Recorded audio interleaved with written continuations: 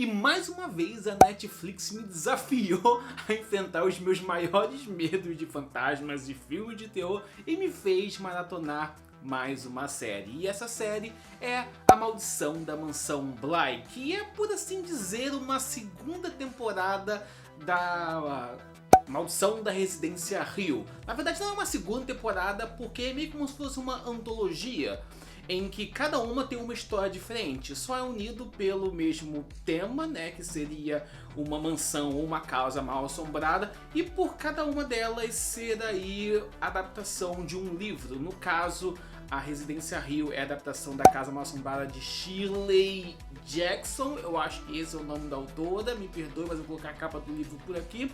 E A Volta do Parafuso, ou A Outra Volta do Parafuso, depende aí da tradução que você escolheu, de Henry James, que vai inspirar a Maldição da Mansão Bly. Mas apesar disso, apesar de serem inspirados em livros, as produções, as duas, têm diversas diferenças. Principalmente Mansão Bly, ele começa um tanto fiel ao livro, mas chega ali pro meio e pros últimos episódios ela fica completamente original e se tornando uma obra, né? Uma série extremamente genial. A série vai contar a história de Dani, que é uma ex-professora que decide aceitar, na verdade se candidatar ao emprego de babá de duas crianças que por si só já são bem assustadoras, em um lugar muito distante e um tanto macabro, que já possui uma história aí um tanto sombria. Então só dessa premissa a gente já consegue entender que a Dani, ela tá fugindo de algo, tem algo ali que tá incomodando muito ela, porque, afinal de contas, por que uma pessoa iria se meter num lugar desses para um emprego em que sequer é da sua qualificação, ela faz de tudo para aceitar esse emprego? Então não tem outra desculpa que não seja essa fuga. E é justamente essa fuga, esse motivo dela fugir, que vai ser o pano de fundo, que vai ser um grande respaldo para a história dela. E lá ela vai conhecer outras pessoas, vai conhecer outras histórias, enfim, tudo vai tudo vai se tornar muito complexo no decorrer dos episódios, em que você vai conhecendo um pouco mais de cada personagem. Então no início, pelo menos os 4 primeiros episódios, eles são mais gerais. Eles colocam os personagens de uma maneira um tanto simplista, apesar de muitos detalhes, muitas cenas já trazerem muitas informações sobre eles, mas chega no 5º, 6º episódio em diante, eles começam a focar especificamente na história de cada um dos personagens, o que torna muito mais complexo cada um deles, e você vai saber que talvez os fantasmas não sejam a pior coisa que pode ocorrer naquela mansão, e sim talvez os traumas do passado. A série fica sob a responsabilidade de Mike Flanagan, que também é o produtor aí da Maldição da Residência Hill. Ele repete o excelente trabalho que ele fez na série anterior, né, também agora em A Maldição da Mansão Bly.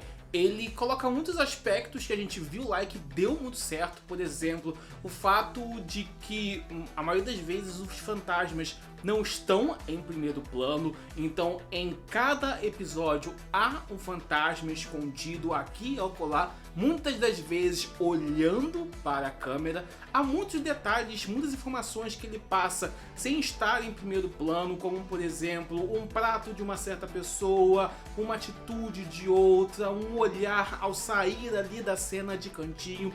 Então eu gosto desse aspecto de que tudo na cena é relevante para ele, então não é apenas aquilo que está em primeiro plano, aquilo que a câmera está apontando, mas todo o resto, o cenário, a coloração, alguém no fundo passando, algum pequeno detalhe ali, o Mike Flanagan, ele presta muita atenção nisso e faz com que cada cena seja repleta de informações que talvez você assistindo o episódio apenas uma vez não seja o suficiente para você prestar atenção nisso.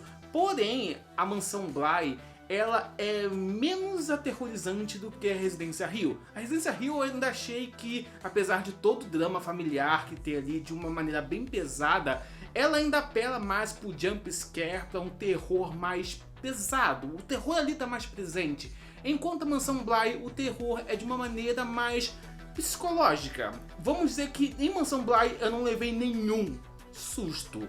Eu apenas fiquei extremamente tenso e triste pela história que aquela casa carrega. Outra coisa que eu achei simplesmente genial na série é o fato dele reaproveitar, né, o elenco da Residência Rio. Talvez tenha sido aí uma coisa mais contratual, né, tava com um contrato sobrando aí, então já que temos um contrato para a segunda temporada, vamos colocar eles nessa daqui. Mas apesar de ser o mesmo elenco, ou pelo menos os principais, né, os protagonistas, é claro que tem uma adição ou outra, são outras pessoas. Então você vai ver a Carla Gudio e ela não é a mesma mulher lá da Residência Rio que está agora em Mansão Bly. São outras pessoas completamente diferentes, o que mostra uma versatilidade incrível do elenco, principalmente para Carla Gudio, que eu simplesmente amei a personagem dela, que ela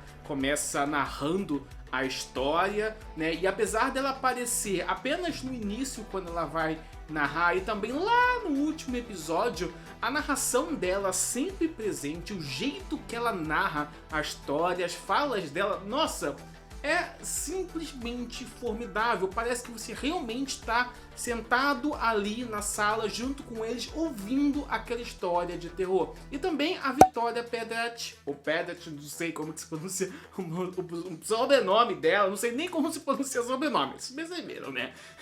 Ela tá simplesmente fantástica, encarnando, né, o papel da Dani, com todos os seus conflitos internos, sem saber o que fazer, com toda o seu altruísmo de querer ajudar tantos outros, que acaba sacrificando a si mesmo, que é algo que tem muito a ver com o passado que persegue ela. Então o elenco tá sem nenhum defeito, tá simplesmente formidável. Eu achei a escolha do elenco, assim como a escolha do elenco de Residência Rio, foi simplesmente maravilhosa. E também trazer esse mesmo elenco para uma nova história, eu achei muito legal. E espero que talvez aí no futuro, né, se for uma antologia de histórias de terror, a gente continue vendo esses atores e essas atrizes dando esse espetáculo que eles deram nessas duas séries. Como um ponto positivo, bem, praticamente todos os pontos positivos possíveis, porque eu amei a série, mas eu acho que o principal é a forma complexa como eles conseguiram contar uma história de terror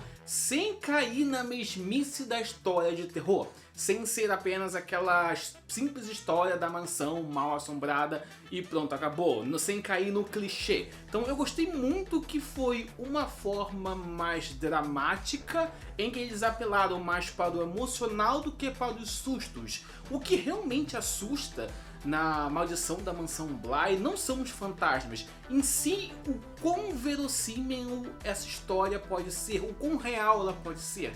Em algum momento, em alguma história dos personagens, você vai acabar se identificando com algum aspecto dele, o que pode trazer alguns fantasmas internos seus à tona. Então eu acho que o maior terror que a gente vê na Mansão Bly é o quão real esses pensamentos podem ser, tão reais, né, e destrutivos, o que torna a série extremamente, como eu já falei, verossímil, né. Além, é claro, né, de toda a estética é maravilhosa, a questão da narrativa, os episódios são muito bem encadeados um ao outro, o roteiro foi muito bem feito, todas as atuações estão de parabéns. Enfim, mas o que realmente me chamou a atenção foi isso, dele sair da caixinha das histórias de terror e nos apresentar algo novo, por assim dizer. Mas que pode ser um ponto negativo para muitas pessoas. Porque eu acho que o único ponto negativo que pode acontecer é você ir com uma expectativa um tanto diferente. Por exemplo, você ir esperando uma história de terror e tomar sustos com ela. Mansão Bly, ela não traz uma história de terror. Eita! Making off, né? Não é coronavírus, gente. É apenas uma tossezinha. Então, eu me engasguei aqui com oxigênio, normal. ela não traz uma história de terror que você vai sentir medo e levar susto. Ela traz uma história que se torna aterrorizante para nós por conta dos medos que nós sentimos. Não o medo de fantasmas, de assombração, de assassinos e tal, mas sim o medo talvez de ficar sozinho, de ser abandonado, de não conseguir o que se quer na vida. Então eu acho que a história da Mansão Bly, ela foca muito mais nisso do que na questão sobrenatural. Mas no final de contas, a Maldição da Mansão Bly vale a pena, nossa, muito a pena. Talvez seja a melhor série de terror, suspense, tensão, drama, enfim, que eu tenha assistido em 2020. Porque desde o primeiro episódio até o último, ele me capturou de uma forma que, enfim, eu não consigo explicar. Eu comecei a ver a série extremamente curioso com o que iria acontecer, né? Principalmente porque eu já tinha lido aí o livro A Outra Volta, ou A Volta do Parafuso, então eu achei muita coisa em comum, mas como eu falei, né, ela segue por um caminho diferente, o que é extremamente legal, porque traz uma surpresa pra gente. E terminei, nossa, extremamente...